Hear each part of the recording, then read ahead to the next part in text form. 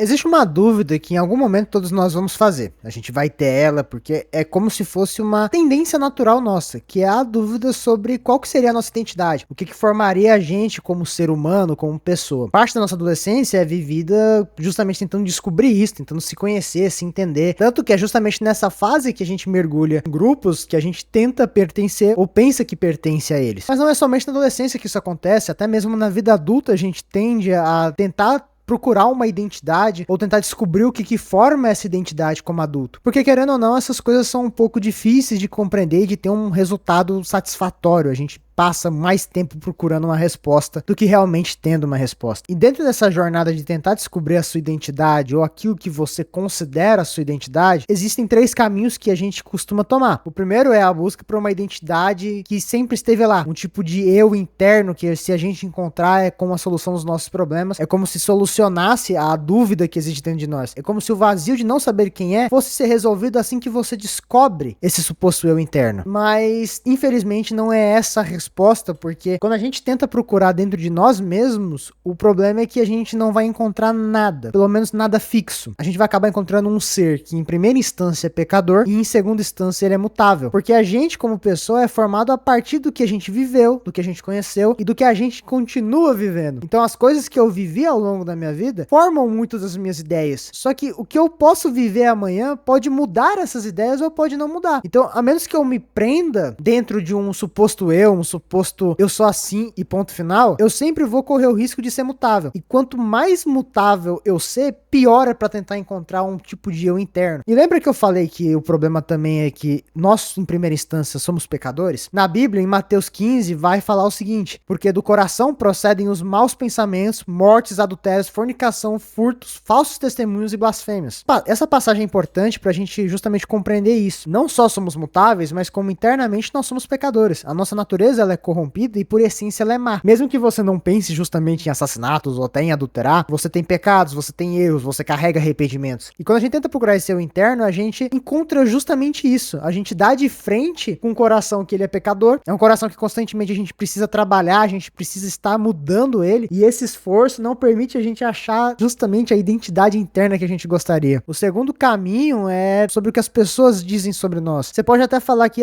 quem não sabe que procurar a opinião alheia é completamente errado, é uma ideia completamente idiota. Mas a maior verdade, quando a gente pertence a um grupo, principalmente ele sendo religioso, a gente tem risco de cair nessa armadilha. Falando como cristão e direcionando esse vídeo a cristãos, a gente tende a olhar pra nossa vida com base no que as outras pessoas viveram também. Então a gente define a nossa personalidade, a gente define a nossa identidade religiosa, muitas vezes não no que a escritura diz e não no que Deus diz sobre nós, mas no que o que as pessoas dizem que Deus diz sobre nós. Parece um pouco complexo, mas na verdade não é. Isso acontece porque grupos são legalistas em essência, e não precisa ser somente religioso. Se nós formos ao campo mais de ideológicos, de ideologias principalmente políticas, nós vemos que as pessoas que pertencem a determinada ideologia política são obrigadas a viver de um certo padrão, ter certas ideias, sem você poder ter a mínima variedade. Porque se você tem a mínima variedade nesses assuntos, você já tá flertando com um lado inimigo. No caso do ambiente religioso, é que se você for uma pessoa que não está adequada ao padrão legalista que se criou, você não se converteu de verdade ou você ainda não aprendeu. Por mais que a gente fale que a gente não vive pautado na opinião dos outros, como nós vivemos em sociedade, a gente acaba se prendendo à opinião alheia e acaba mesmo que inconscientemente pautando a nossa vida nessas coisas. E isso não é de hoje. Na carta de Paulo em 1 Coríntios, Paulo trabalha justamente isso, porque os cristãos judaizantes tentavam impor de forma legalista os costumes judaicos aos cristãos que eram gentios. E hoje a gente reflete isso tanto com o legalismo religioso moderno, tanto com outras áreas da nossa vida. Então nessa jornada não tem uma resposta definida, porque os grupos não podem ditar a nossa identidade. Se a gente deixar os grupos ditarem a nossa identidade, a gente vai acabar vivendo constantes crises, porque a gente sempre vai sentir que tá vivendo uma mentira, tá vivendo uma ilusão. E o terceiro caminho que eu coloco aqui, que eu acredito que ele é o caminho mais certo que nós como cristãos devemos trilhar, é a resposta de Paulo em 1 Coríntios 4, versículo 3 ao 4, que ele vai dizer o seguinte: contudo, pouco me preocupa ser julgado por vocês ou por qualquer tribunal humano. De fato, nem eu julgo a mim mesmo,